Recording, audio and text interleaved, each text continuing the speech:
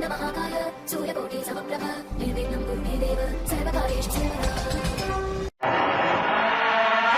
रात होती है तो हम एक दिया जला लेते हैं और उसी रोशनी में खुद को महफूज समझते हैं, मगर उस रोशनी के परे जो अंधेरा है वो अपने अंदर बहुत सारी कहानियां समेटे हुए है और इन्हीं कहानियों को आपको लेकर आता है रात के अंधेरे में।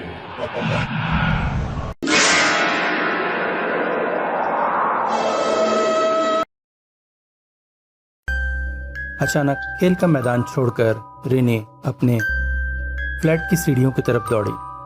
पिछले कुछ दिनों से उसका मन थोड़ा ठीक नहीं है क्योंकि उसके आंटी के साथ उसके थोड़े से झड़प हो गए। रिनी जानती है कि आंटी उसे बेतहाशा प्यार करती है, इसीलिए तो खेल छोड़कर दौड़कर आई और बोल पड़ी, आंटी आंटी आज भी आप मुझसे बात नहीं करेंगे, मेरे साथ नहीं खेलेंगे, आपकी क्या तबीयत खराब है? रिनी की आंटी उसे बेहद प्यार करती है, इसीलिए तो जब भी वो स्कूल जाती है वो सीढ़ियों के नीचे से निकलकर उसे एकटक देखती रहती है। आंटी ने उसे कुछ जवाब दिया जो इतना ही धीरे था जो सिर्फ रिनी ही सुन पाई, और सुनते ही उसके चेहरे में खिलखिलाहट जाग उठी। रिनी अब बच्चों के साथ खेल नहीं रही बल्कि पार्क के एक कोने में अपनी आंटी के साथ बैठी हुई है। अच्छा ही है, उसे अब बच्चों के साथ खेलना अच्छा भी नहीं लगता है। ज्यादा से ज्यादा समय वो आंटी से बात करना चाहती है। रिनी की देखभाल के लिए मालती है उसकी केयरटेकर है। जब भी वो शाम को खेलने आती तो मालती उसके साथ होती है, मगर अभी वो आस पास नहीं है। इस समय और भी फ्लैट्स के नौकर वगैरह नीचे आते हैं और वो सब आपस में बातें करते हैं। शायद मालती वहीं कहीं होगी। अच्छा है, कम से कम रिनी को परेशान तो नहीं कर रही। रिनी के बारे में सबसे पहले मालती को उसकी एक सहेली ने बताया। जब जनरेटर रूम के पास बैठे बैठे वो किसी से बातें कर रही थी और उसे देखकर वो थोड़ा सा आश्चर्यचकित हो गई। नहीं माँ नहीं, आप समझ नहीं रही हो। सौरभ आजकल मुझसे कटा कटा सा रहता है, घर में रहने पर भी काम लेके बैठा रहता है। ऐसा लगता है जैसे उसे मेरी जरूरत ही नहीं है। हाँ, ऐसी कोई बात नहीं है बेटा, पति पत्नी में कुछ दिन शादी के बाद ऐसा होता है। मैं क्या बोलती हूँ, तुम लोग एक और बच्चा कर लो, देखना घर में जब जो बच्चे होंगे सौरभ हमेशा घर में रहेगा। ओ माँ, तुम कुछ भी नहीं समझती हो। मैं क्या कर रही हूँ, तुम क्या जवाब दे रहे हो? गुस्से से भर उठी से स्वागता। उसने फोन बंद करके पटक दिया। दोबारा फोन आ रहा है माँ का, मगर अब मन नहीं है स्वागता का बात करने का। उसने फोन स्विच ऑफ कर दिया और कमरे का एसी चलाकर बेड पर लेट गई। असली में बचपन से ही स्वागता पर हर चीज थोपी गई है। उसका मन बायोलॉजी लेके पढ़ने का था, मगर माता पिता ने थोप दिया उसके ऊपर मैथ्स। उसके बाद जब वो आगे पढ़ाई करना चाहती थी तो उसकी शादी की बात चला दी। एक कंपनी के जनरल मैनेजर से उसकी शादी हुई। उम्र में दोनों के 10 साल का फासला था। इसे भी स्वागता ने किसी तरह से मना लिया और फिर उनके घर में आई प्यारी सी बच्ची। स्वागता चाहती थी उसका नाम रिनी हो, मगर सौरभ की माँ ने कहा उसकी एक चचेरी बहन जिसकी मौत हो गई है उसके नाम से इसका नाम कावेरी होगा। अतः उसका नाम हुआ कावेरी और घर का नाम उसने रिनी रख लिया। इस तरह से इस बात में भी उसे संतोष करना पड़ा। पिछले कुछ दिनों से वो बेहद परेशान है क्योंकि रिनी पता नहीं किस आंटी की इमेजिनरी तस्वीर बनाए हुए है।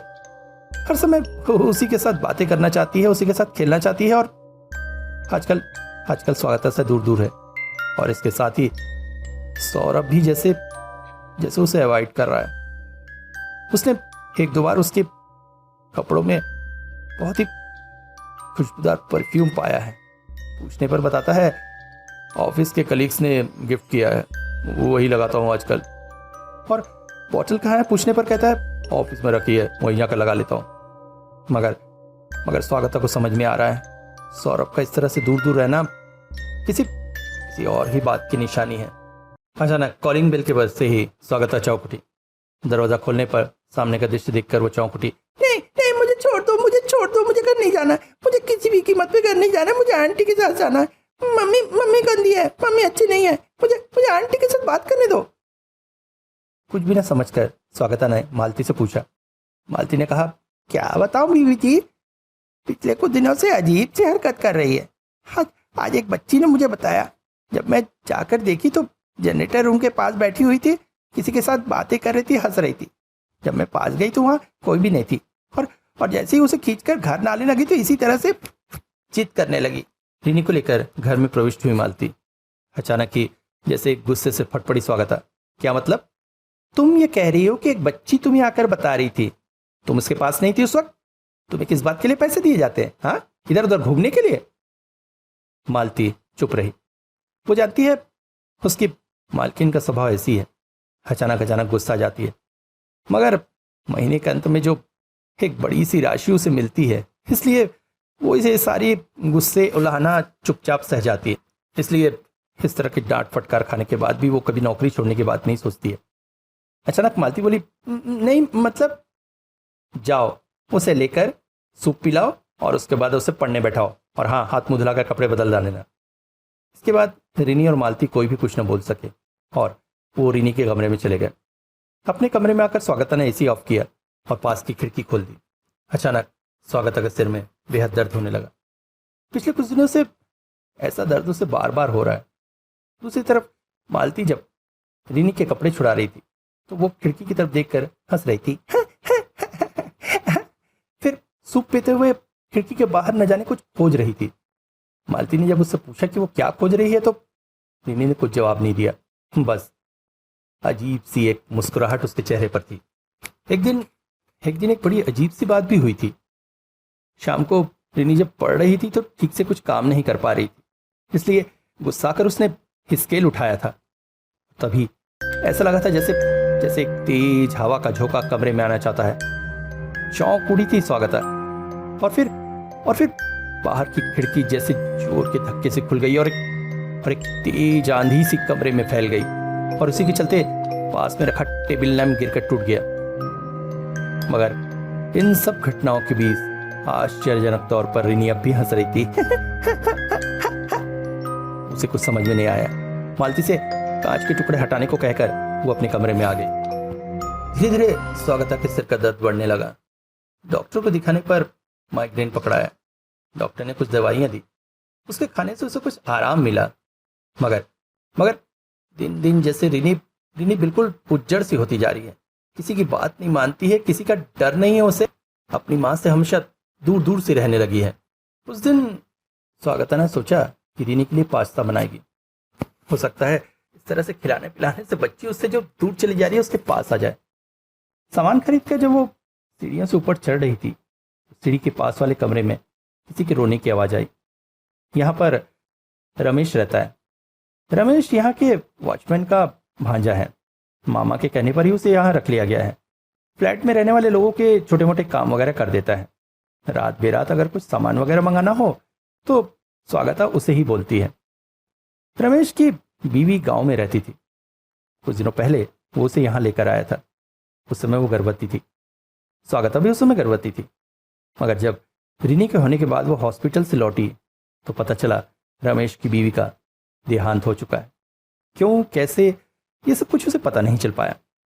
एक दिन अचानक रमेश ने सामान देते हुए उसे कहा, दीदी कुछ पैसे दोगी? क्यों, क्या हुआ?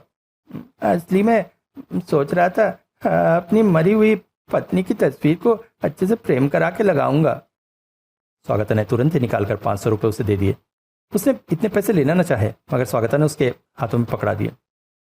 एक दिन वो अपनी पत्नी की तस्वीर लेकर स्वागता के पास आया था। बहुत सुंदर फ्रेम हुआ था उसमें। मगर अचानक फोटो को देखकर स्वागता जैसे चौंक पड़ी थी। फोटो की आंखें जैसे जीवंत थी। किसी की फोटो इतनी जीवंत भी हो सकती है, ये शायद स्वागता ने आज तक नहीं देखा था। तस्वीर के आने के बाद से रमेश भी जैसे बदल सा गया था। वो अक्सर तस्वीर की तरफ बहुत डरी देरी निगाह में देखता था। कभी हंसता, कभी रोता। इस वक्त भी वो तस्वीर के आगे झुककर जैसे माफी मांग रहा था। अचानक ही स्वागता को कुछ अजीब सा एहसास हुआ। सीढ़ियों के नीचे जहां पर सारे मीटर लगे हुए हैं, वहां पर ऐसा लगा जैसे कुछ हिला।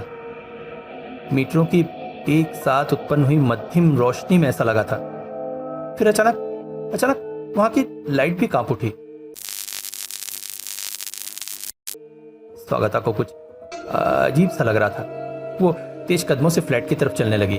अचानक ऊपर चढ़ते हुए ऐसा एहसास हुआ जैसे उसके पीछे कोई आ रहा है। एक हवा सी जैसे बहती हुई उसका पीछा कर रही है। और तभी वहां के आसपास की लाइटें भी कांप उठी। असली में पिछले कुछ समय से बिल्डिंग में एक अजीब सी प्रॉब्लम दिखाई दे रही है। बीच में ही लाइट कांपने लगता है, वोल्टेज अप डाउन होने लगता है। सब लोगों ने सोचा एसी वगैरह लगे होने से लोड बढ़ गया होगा। बिजली विभाग के कर्मचारी आए, पता लगाया, मगर कुछ भी पता न चला। उसके बाद से लोग जैसे इस बात के आदी हो गए थे। अपने फ्लैट के दरवाजे के पास जैसे ही स्वागत आकर खड़ी हुई, उसने महसूस किया जैसे उसके गर्दन के पास से किसी की गरम गरम सांसें होकर गई हो।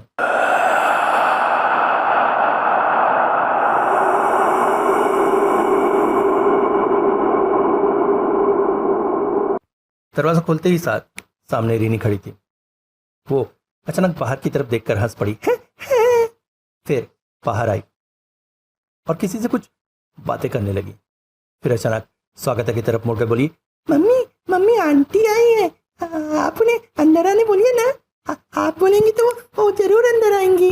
सुनकर जैसे गुस्से से जल उठी थी स्वागता, चीख पड़ी, ये क्या तू पागलपन शुरू की है?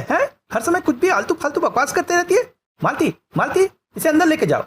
और जब मालती उसे खींच कर ले जा रही थी, रीनी बार बार चिल्ला रही थी, नहीं मैं नहीं जाऊंगी, आंटी आई है, मुझे उनसे बात करने दो। अचानक ही गुस्सा जैसे सिर पे सवार हो गया था स्वागता के। खुले हुए दरवाजे से बाहर की ओर निकली। बाहर उस वक्त की कॉरिडोर की लाइटें जल बुझ रही थी। वो से पुकारती हुई बोली, कौन है? हिम्मत है तो अंदर आके बताओ, बाहर के छुपी हो? अचानक कॉरिडोर की सारी लाइटें एक साथ जल उठी। इसके बाद घर के अंदर जाकर दरवाजा बंद कर दी। मगर उसे पता नहीं था कि अपने अनजाने में ही उसने क्या कर डाला था। फिर हाथ मुंह धोकर वो पास्ता बनाने लगी। पास्ता बनाते बनाते उसे ऐसा लग रहा था जैसे डाइनिंग रूम में कोई है। उसे लगा मालती होगी। मालती, जरा रीनी की तरफ ध्यान रखना, मैं उसके लिए पास्ता बना रही हूँ। वो बदमाश हुई है आजकल। मगर कोई जवाब न आया। इसके बाद भी डाइनिंग रूम से कुछ आवाजें आती रही। उसे लगा कहीं रीनी आकर वहाँ खेल तो नहीं रही है। आश्चर्यचकित होकर वो पास्ता बनाने की आंच को धीमी करके डाइनिंग रूम में आई, मगर वहाँ पर कोई भी न था।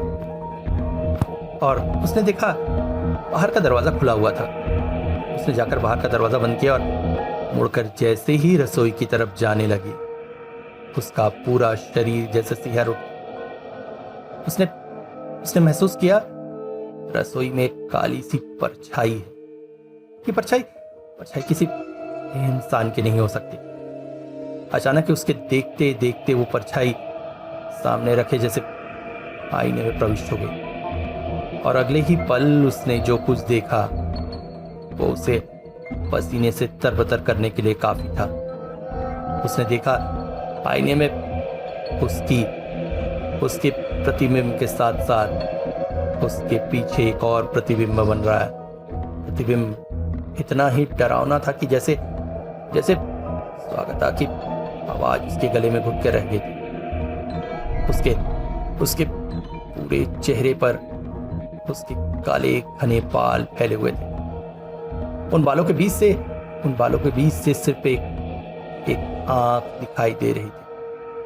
और स्वागत को ऐसा लगा जैसे सांप को ये बहुत अच्छे से पहचानती है। अचानक ही उसे बहुत ही सड़ी हुई बांस आने लगी और उसके साथ साथ मक्खियों की भिनभिनाहट की आवाज उसके कानों में आ रही थी। वो चाहकर भी किसी को बुला नहीं पा रही थी और अचानक ही बेहोश होकर गिर पड़ी। दीदी मैं ये सॉस ले आई थी, कहते हुए मालती रसोई की ओर बढ़ी। अचानक उसने देखा स्वागता उसकी तरफ पीट करके कुछ काट रही है, मगर बड़े अजीब ढंग से। अचानक ही पास में रखे पास्ता की प्लेट को देखकर वो बोली, दीदी ये सॉस में नहीं आ रखा, रीनी को बहुत भूख लग गई है। मैं उसे खिलाने के लिए पास्ता ले जा रही हूँ। और तभी स्वागता ने पलटकर उसकी तरफ देखा और उसे देखकर जैसे जैसे मालती की चीख सी निकल आई थी। ये किसे देख रही है? स्वागता हाथों में छुरी लिए गर्दन एक तरफ लटकाए उसकी तरफ देख रही थी। उसकी आंखें ऐसी लाल थी जैसे जैसे किसी इंसान की नहीं हो सकती। मछली भी बड़ी ही अजीब ढंग से कटी फटी वहां पर पड़ी हुई थी। कांप उठी थी मालती, जल्दी से मुड़कर जाने लगी और जाते जाते उसने देखा स्वागता बहुत ही अजीब ढंग से उसे देखकर मुस्कुरा रही थी। अचानक मोबाइल की रिंगटोन से स्वागता चौंक उठी। अपने हाथों में पकड़े हुए चाकू और सामने कटी हुई मछली को देखकर वो कांप सी उठी। मछली के शरीर से टप टप करके खून फर्श पर गिर रहा था। ये सब क्या हो रहा है? क्या कर रही है वो? मगर उस दिन जो कुछ उसने देखा था वो क्या था? सच या भ्रम?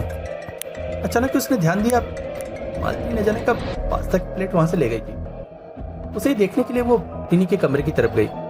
पर्दा हटाकर देखा तो मालती उसे खिला रही। अचानक ही स्वागता को बहुत नींद आने लगी। वो अपने कमरे में चली गई। बेड पर लेटते ही उसे एक अजीब सा आराम आने लगा। अजीब सा ठंडा एहसास था उसके शरीर में। वो जितना ही गहरी नींद में सो रही थी उसका शरीर उतना ही जकड़ता जा रहा था। उस भयंकर शरीर से जो उसके पीछे था, सफेद सा चेहरा, लिखे हाथ पैर, वो जैसे रात्रि के गर्दन के पास मुंह लाकर उसके शरीर से जीवन शक्ति सोखती चली जा रही। इधर रमेश की भी हालत अजीब सी। उसे अपनी पत्नी के बारे में सोचने पर बहुत दुख होता था। उसने ठीक नहीं किया था रमा के साथ, मगर बड़ा अजीब सा हो रहा है उसके साथ। जैसे ही रात को वो सोता है उसे ऐसा लगता है जैसे बेड पर वो अकेला नहीं है, कोई और भी लेटा है उसके पास। पहले तो शराब के नशे की वजह से ऐसा हो रहा है सोचा, और एक दिन जब शराब बिना पिए वो रात को लेटा, उसने महसूस किया कि सचमुच उसके बेड के चारों ओर कोई घूम रहा है, कोई लेटा है उसके पास। अब तो रमा की तस्वीर की तरफ देखने में भी उसे डर लगता है। हमेशा डरा सा रहता है रमेश। इधर स्वागता के सिर का दर्द भी अब कुछ कम हो चुका है। उसकी जगह अब उसकी गर्दन का दर्द शुरू हो गया है। उस दिन स्वागता ने सोचा डाइनिंग रूम बहुत गंदा हो गया है, उसे साफ करेगी। जैसे ही रिनी मालती के साथ पार्क में खेलने के लिए चली गई, वो सफाई के लिए वहां पहुंची। वहां से एक खिड़की थी जहां पर खड़े होने से कॉलोनी का पार्क दिखाई देता था। उसने देखा रिनी वहां पर खिड़की पकड़कर खड़ी हुई थी। चौंक पड़ी थी स्वागता। अरे अभी तो रिनी मालती के साथ खेलने गई थी, फिर वापस आ गई क्या? वो खिड़की के पास खड़े होकर पार्क की तरफ देखने लगी और अचानक ही जो दृश्य उसने देखा उसे देखकर वो चौंक उठी। रिनी इस वक्त पार्क में बच्चों के साथ खेल रही है। तो फिर उसके पास जो खड़ी है वो कौन है? और जैसे ही उसने उस तरफ देखा, उसका शरीर जैसे एक ठंडी लहर से गूंज उठा। पास खड़ी लड़की बिल्कुल रिनी की तरह ही देखने में थी, बस उसकी आंखें अजीब सी सफेद सी थी। अचानक उस बच्ची ने अपना मुंह खोला।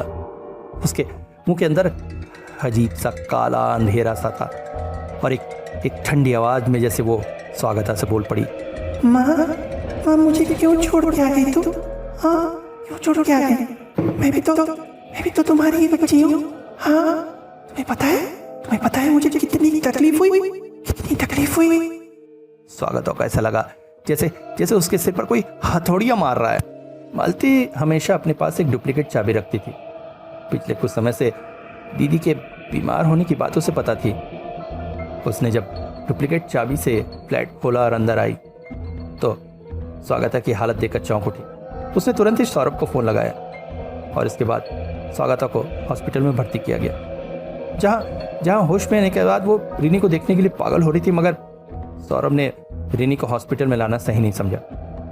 डॉक्टर ने कहा था कुछ दिन ऑब्जर्वेशन में रख के वे डिस्चार्ज कर देंगे, और चक्कर आने का मुख्य कारण बहुत ज़्यादा स्ट्रेस। मगर इन सारी घटनाओं के पीछे का असली कारण केवल स्वागता जानती थी। उसे हिम्मत भी नहीं हुई किसी को कुछ बताने की। कौन विश्वास करता उसकी बातों को। मगर उसने उस दिन जो देखा था वो क्या था? कौन थी वो बच्ची? उसकी बच्ची तो उसके अपने पास है, फिर किसे छोड़कर आ गई है वो? और फिर रिनी की वो आंटी कौन है वो? अभी मालती ही रिनी के साथ फ्लैट में रहती है। हालांकि सौरभ के माता पिता हॉस्पिटल में स्वागता से मिलने आए थे, मगर उसके घर नहीं आए। दूसरी तरफ स्वागता के माता पिता पास ही में रहते हैं, इसलिए दिन भर बच्ची के पास रह के रात को वो अपने घर लौट जाते हैं। जब तक घर में नौकर चाकर और लोग रहते हैं तब तक मालती को अच्छा लगता है। रात के अंधेरे में अकेले फ्लैट में रहना उसे अजीब सा लगता है। हमेशा ऐसा लगता है जैसे कोई उन पर नजर रखे हुए घर के किसी अंधेरे कोने से अचानक कोई निकलकर झपट पड़ेगा उस पर। उस दिन रिनी के सोने के बाद वो रसोई से पानी लेने के लिए गई थी। अचानक ही रिनी के खिलखिलाने की आवाज से वो चौंक उठी और कमरे में लौटकर हल्का सा दरवाजा खोलकर अंदर देखने की कोशिश की कि आखिर हो क्या रहा है। और सामने का जो कुछ भी दृश्य उसने देखा उसे देखकर चौंक पड़ी थी वो। रिनी पास ही की खिड़की के पास खड़ी थी और हंस हंस कर किसी से बातें कर रही थी। खिड़की के उस पार एक महिला थी जो खड़ी थी, या दूसरे शब्दों में कहे हवा में तैर रही थी।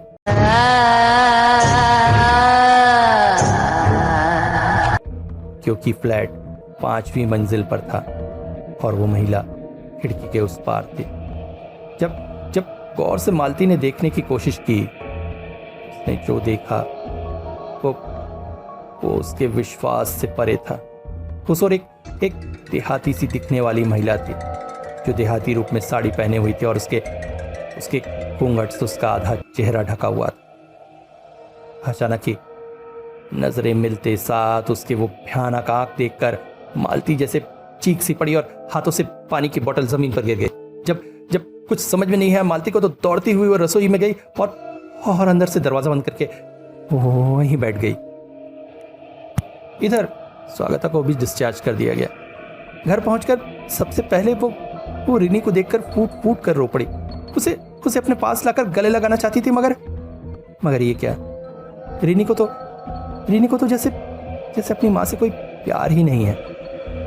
अचानक ही सौरभ बोला उसे ऑफिस में कुछ काम है, रात लौट आएगा।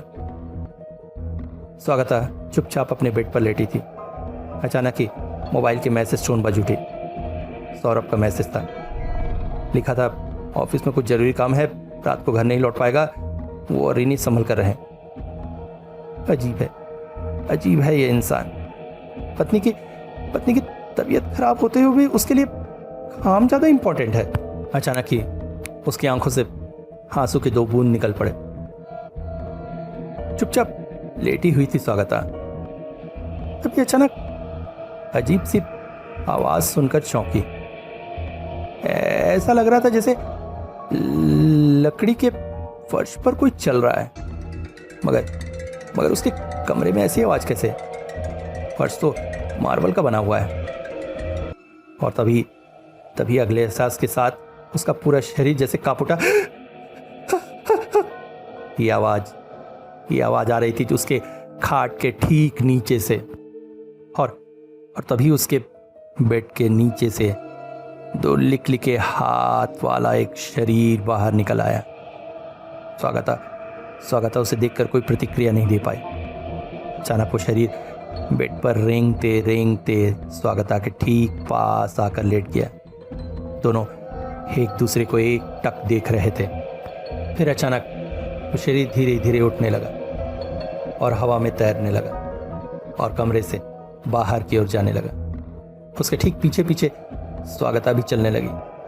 वो नहीं जाना चाहती थी, मगर जैसे किसी सम्मोहन में बंधा हुआ उसका शरीर स्वतः ही उधर जा रहा था। और कुछ ही देर बाद वो बालकनी के रेलिंग के ऊपर खड़ी थी। उसे पता था अगला कदम उसे ढेर नीचे गहराई में ले जाकर पटक देगा, मगर वो अपने आप को रोकने में असमर्थ थी। उसके कदम जैसे खुद ब खुद आगे बढ़ते चले जा रहे थे, मगर खुद को न रोक पाकर स्वागता के कदम आगे बढ़ते रहे। जिंदगी कब में रात को शराब पीकर रमेश लौट रहा था। अचानक उसके सामने कुछ आकर गिरा। ये क्या? किसी का शरीर? कौन है? सामने का कंपाउंड खून से सनता चला जा रहा था। कौन? करके जैसे ही उसने शरीर को पलटा, ये क्या देख रहा उसके आंख के सामने? नहीं, ये नहीं हो सकता। रमा उसके सामने पड़ी हुई है। अगली सुबह रमेश और स्वागता दोनों को ही हॉस्पिटल में भर्ती किया गया। रमेश की मौत हो चुकी है हार्ट अटैक की वजह से। दूसरी तरफ स्वागता का बहुत खून बह जाने की वजह से वो कोमा में है। 1 महीने बाद स्वागता ठीक होकर घर लौट आई। 1 हफ्ते कोमा में रहने के बाद एक दिन अचानक वो उठ बैठी, जैसे कुछ हुआ ही नहीं था, और उसके बाद बहुत तेजी से रिकवर करने लगी। घर लौटने के बाद सौरभ ने महसूस किया स्वागता पहले जैसी नहीं, न पहले जैसा गुस्सा करती है, न ही किटकिट करती है। घर के सारे नौकर भी उसने छुड़ा दिए। घर का अब सारा काम खुद ही करती है। रिनी भी अब अपनी माँ से दूर नहीं रहती है, बल्कि हमेशा माँ के पीछे पीछे घूमते रहती है। जब स्वागता हॉस्पिटल में थी तो रिनी अपनी नाना नानी के पास अच्छे से ही थी। मालती भी नौकरी छोड़कर चली गई है। एक बात सौरभ को आश्चर्यजनक लगती है, रिनी अब अपनी माँ को ज्यादा समय आंटी आंटी कहकर बुलाती है। हालांकि बच्चे के भोले मन पर विचार करने के लिए उसके पास समय भी नहीं था, इसलिए उसने इस बात का कोई प्रतिरोध नहीं किया। आजकल स्वागता के साथ सौरभ के संबंध भी कुछ अजीब से हैं। दोनों के फिजिकल रिलेशन नहीं होते हैं। स्वागता आजकल उसके पास सोती ही नहीं है। हालांकि इस बात से उसे कोई फर्क नहीं पड़ता है। उसके पास इसका दूसरा समाधान है। ठीक जैसे ही दूसरा समाधान था जब स्वागता ने एक मृत बच्चे को जन्म दिया था। स्वागता जब प्रेग्नेंट थी उस समय उसका तेवर जैसे बहुत ज्यादा बढ़ गया था। हर समय किटकिट करते रहती थी। ऐसे में जब परेशानी से भरा सौरभ ऑफिस के अपने एक कलीग के पास इमोशनल सपोर्ट पाया, धीरे धीरे दोनों के बीच एक रिलेशन जन्म लेने लगा। और एक दिन उनके कुछ प्राइवेट मैसेज स्वागता ने देख ली। गुस्से से तिल मिलाती हुई स्वागता जब घर छोड़कर जा रही थी तो फ्लैट की सीढ़ियों पर अनबैलेंस होकर गिर पड़ी, और इसके साथ ही उसका मिसकैरेज हो गया। सौरभ जानता था जब स्वागता को इस बारे में पता चलेगा तो वो और पागल हो उठेगी, और ऐसे में शायद वो सबको उसके इस एक्स्ट्रा मैरिटल अफेयर के बारे में बता दे। और अपनी माँ की नज़रों में वो एक आदर्श बेटा था। उसे कैसे वो खो सकता था? उसे पता था आराधन की, उसे पता था रमेश की बीवी भी प्रेग्नेंट है। उसे पता था रमेश ने मार्केट से बहुत भारी उधारी की हुई, और ऐसे में अगर एक अच्छी खासी रकम उसके सामने रखी जाए तो सब कुछ हो सकता है। जब रमा को ऑपरेशन टेबल में लिटाया जा रहा था तभी उसे एहसास हो गया था कि कुछ गलत हो रहा है। प्रीमेच्योर बेबी की डिलीवरी के बाद बेबी को तो किसी तरह से बचा लिया गया, मगर बहुत ज्यादा ब्लीडिंग होने की वजह से रमा की मौत हो गई। दूसरी तरफ प्रीमेच्योर बेबी के जन्म होने की वजह से उसकी सेवा शुश्रूषा में स्वागता कुछ ऐसी लगी कि सौरभ के बारे में उसका ध्यान जैसे हट ही गया। रिनी को उसके आंटी ने ही बताया था कि वही उसकी असली माँ है। असली माँ ना होती तो क्या उसे उतना प्यार कर पाती? जब स्वागता हॉस्पिटल में भर्ती थी तो रिनी ने अपनी आंटी को बहुत मिस किया, मगर उसने किसी से कुछ कहा नहीं, क्योंकि वो जानती थी आंटी एक दिन उसकी माँ बनकर वापस लौटी। स्वागता ने जिस दिन उस आकृति को देखा था तो बड़ी हिम्मत करके उसे घर के अंदर आके दिखाने के लिए कहा था, और यही आमंत्रण था पहली बार उसे। धीरे धीरे स्वागता के अंदर के एकाकीपन को वो आकृति अपने वश में करती गई, और फिर स्वागता के शरीर में जगह लेने लगी रमा। सौरभ देखता है स्वागता बैठकर रिनी को पास्ता खिला रही है और रिनी बहुत खुशी खुशी पास्ता खा रही है।